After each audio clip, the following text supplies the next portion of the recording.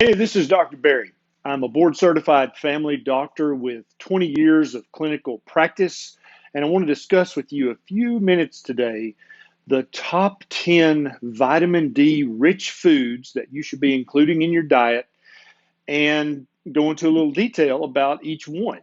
Now, vitamin D is a prohormone or a vitamin in human body that is vital for hundreds and hundreds of biochemical reactions. It's absolutely vital for optimal health. You have to have enough vitamin D. Now, there are supplements out there that I've talked about in the past, but the more I learn and the more I go down this road with you, I realize that we need to get all of the vitamins and minerals we can from the foods that we eat. And we don't want to get these vitamins in a fortified fashion. We want to get them from real whole foods that actually contain the vitamin in their usable form. Now, I'm going to tell you the top 10 vitamin D rich foods that I recommend. At the end of this video, I'm going to tell you 5 myths about vitamin D that you probably believe are true, but are absolutely untrue and can have an impact on your health. So stick around for that. Now let's get into the top 10 foods. Number one is cod liver. And I'm not talking about cod liver oil. I'm talking about actual cod liver. You can buy it in a tin just like you would buy sardines. I find it to be very delicious. I think you can get a 12-pack off of Amazon, and I'm going to put a link down below to the cod liver that I enjoy the most. But 3 ounces of cod liver has over 200 international units of vitamin D3, and D3 is that's actually real vitamin D. There is another form called D2, which is what most things are fortified with. Some people have a hard time absorbing or converting vitamin D2 into usable vitamin D3. So these 10 foods are going to be full of vitamin D3, which is what you actually need. So number one is cod liver. And if you've ever tried cod liver oil and you hated it, please give cod liver a try. I was very pleasantly surprised, and I eat it several times a week, even today. Number two is sardines, herring, and mackerel. All these guys, for a 3 ounce serving, have over 200 international units of vitamin D3. They're delicious. Most every food I'm going to tell you on this list is also very rich in DHA and EPA, which are the omega-3 fatty acids that your body can use and that your brain is built of. And so these foods are not only rich in vitamin D, they also have tons of other nutrition that will help optimize your health. Next is tuna. And this one you don't hear a lot about. You don't think about tuna, but really any seafood is rich in vitamin D. You just don't want to eat farmed seafood, and you don't want to eat you want to not eat the top of the food chain. Swordfish is rich in vitamin D, but I didn't include it on this list because they are a top level predator in the ocean. So they eat all the little fish, and so they can have mercury and other heavy metals build up in their system. And so I don't advise you to eat those. But sardines, herring, and mackerel are tiny little fish. They're at the bottom of the food chain, and so they don't have a lot of the heavy metals or other toxicities in our modern oceans build up in their flesh, but they are very rich in vitamin D3. Next is oysters. Oysters are delicious. If you've never tried them, or if you've always been grossed out or freaked out by them, try them. There are more options than just the Blue Point oyster, which is the big slimy oyster that you think of when you think of oysters. There are very small, deep cup oysters that are divinely delicious. And a 3 ounce serving of oysters has over 200 international units of vitamin D3. It's a big deal. Next is butter. You want to only eat a grass-fed cow's butter. Butter has about 150 international units per 3 ounce serving. And I would eat 3 ounces every day if I were you. I'm not concerned about the saturated fat in butter. I'm not concerned about the cholesterol in butter. All those things are good for you, and you're going to get a ton of all of the fat soluble vitamins, including vitamin D3, in your butter. Next is salmon. A 3 ounce serving of salmon has over 200 international units of vitamin D3. It's an excellent source, and it's full of all the fatty acids and many other vitamins and minerals. Next is number 7, egg yolks. Egg yolks, whether they're from chicken eggs, duck eggs, quail eggs, if the animal was pastured, if the animal was allowed to live a normal chicken life or duck life or quail life, then the yolk is rich in vitamin D. Actually has over 200 international units per 3-ounce serving of the yolk. The white doesn't have any vitamin D. It's only the yolk that contains the fat-soluble vitamins. Number 8 is fish roe, whether this is caviar or salmon roe. Any fish eggs are very rich in all the fat-soluble vitamins, including vitamin D. Fish roe, on average, has over 150 international units of vitamin D3 per 3-ounce serving. Number 9 is shrimp. Shrimp comes from the ocean. It's going to have some vitamin D. It's also a good source of iodine, as is all the seafood. A 3-ounce serving of shrimp has about 50 units, international units of vitamin D3. Not bad at all if you love shrimp.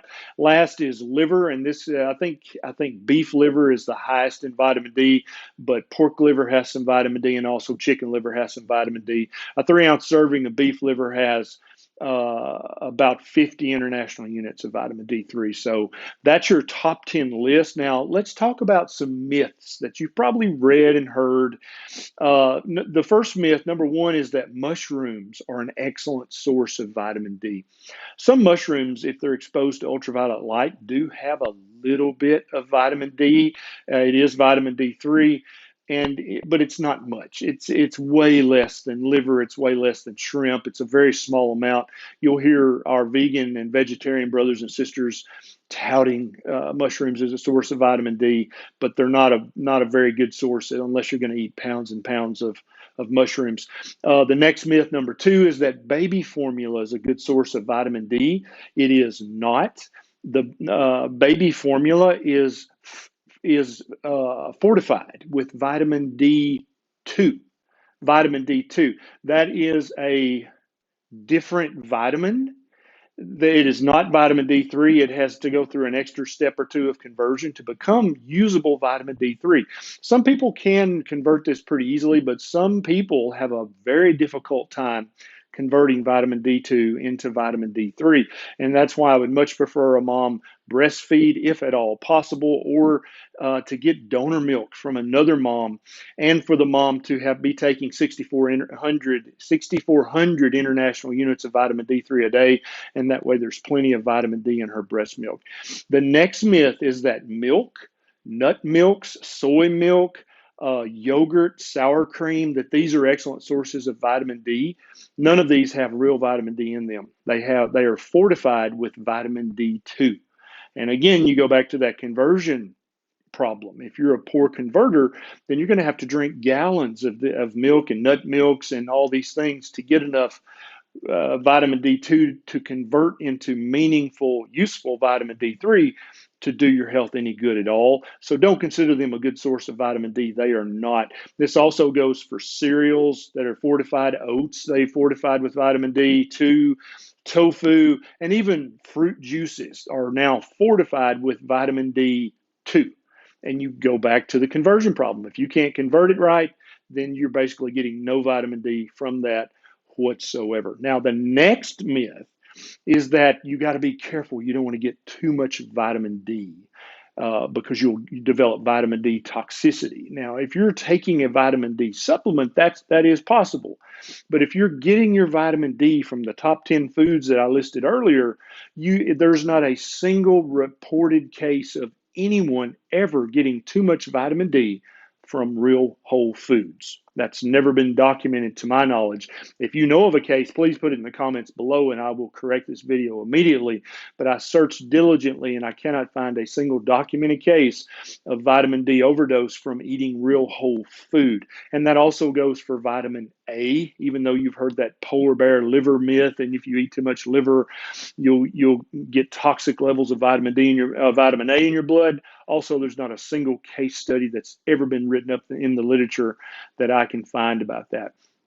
That is the list of myths about vitamin D. To my vegan and vegetarian brothers and sisters out there, I want you to have the best health you can possibly have, as well as my keto and carnivore family. I would highly encourage you to get lots of sun, and everybody knows that our skin can convert cholesterol into vitamin D3, by being exposed to the sun, unless you're slathered up with sunscreen.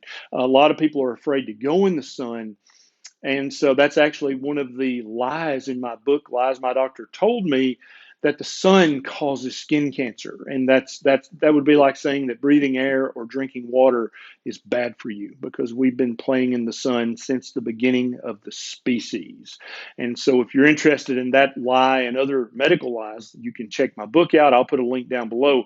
But to my vegan friends and vegetarian friends, please get lots of sunlight, and also please really consider adding some oysters and some eggs and some shrimp into your diet.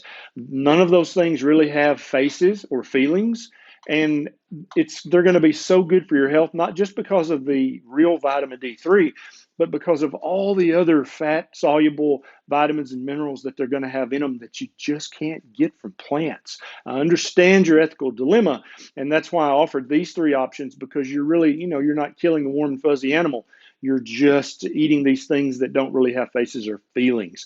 Now, I also have a video on this channel about the 7 most common symptoms of having low vitamin D. I'm going to have it pop up either here or here. I can never tell which. At the end of this video, you can click on that and go ahead and watch that video to see if you have any of the signs of low vitamin D. If you enjoyed this video of me taking the meaningful research and combining it with common sense and our ancestry on this planet, please consider clicking that subscribe button right down there and the little bell right beside it. Click that and choose all notifications. That way, every time I get a bright idea, you'll be one of the very first to know. This is Dr. Berry. I'll see you next time.